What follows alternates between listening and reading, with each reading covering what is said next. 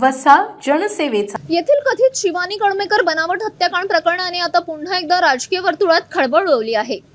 या प्रकरणाला 1 महिना उलटून गेला तरी मूळ अनोळखी महिलेच्या मृतदेहाची ओळख पटवण्यात पोलिसांना अद्याप यश आलेले नाही. त्यामुळे बुलढाणा पोलिसांच्या तपासावर गंभीर प्रश्नचिन्ह उपस्थित झाले आहे. शिवसेना ठाकरे गटाच्या राज्य प्रवक्त्या जयश्री शेडके यांनी आज जळगाव जामोद पोलीस स्टेशनला भेट देत पोलीस अधिकाऱ्यांना चांगलेच धारेवर धरले. कथित खोट्या हत्याकांडात 2 निष्पाप आदिवासी पितापुत्रांना तब्बल 22 दिवस कारागृहात डांबून ठेवण्यात आल्याचा आरोप त्यांनी केला. न केलेल्या गुन्ह्याची शिक्षा देणाऱ्यांवर कठोर कारवाई झालीच पाहिजे अशी आक्रमक मागणी शेडके यांनी केली. या संपूर्ण प्रकरणामुळे बुलढाण्याचे नाव राज्यभरात बदनाम झाले असून पोलिसांचा मनमानी कारभार नेमका कोणाच्या वरदहस्तांनी सुरू आहे असा थेट सवालही त्यांनी उपस्थित केला. गृहमंत्र्यांनी स्वतः या प्रकरणात लक्ष घालून दोषी अधिकाऱ्यांवर कठोरात कठोर कारवाई करावी अशी मागणी जयश्री शेडके यांनी केली.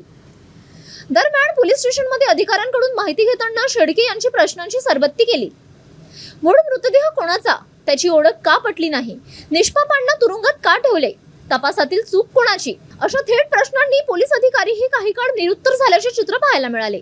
या प्रकरणाने बुलढाणा जिल्ह्यातील पोलीस यंत्रणेच्या कार्यपद्धतीवर मोठे प्रश्न निर्माण केले असून आता दोषींवर कारवाई होते की प्रकरण पुन्हा दडपले जाते याकडे सर्व जिल्ह्याचे लक्ष लागले आहे. पुन्हा बुलढाणा जिल्ह्यामध्ये सुद्धा जळगाव जामोद तालुक्यामध्ये जो काही प्रकार काही दिवसांपूर्वी घडला, कारण नसताना खोट्या गुन्ह्यामध्ये अडकवून एका वडिलांना आणि एका मुलीच्या भावाला त्या ठिकाणी डांबून ठेवण्यात आलं. ही जी काही घटना घडली आहे ती अत्यंत दुर्दैवी आहे.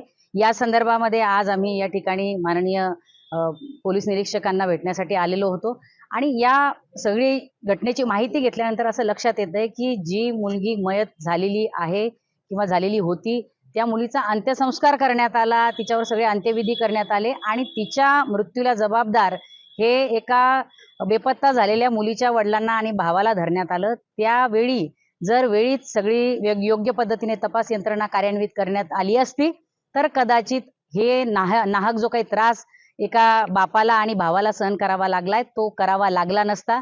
जी DNA टेस्ट करण्यासाठी आज पोलीस प्रशासन कामाला लागलंय ती DNA टेस्ट जर त्याच वेळी मयत मुलीचा मृतदेह ताब्यात मिळाल्यानंतर झाली असती तर कदाचित पुढची ही सिटी न्यूज वसा जनसेवेचा.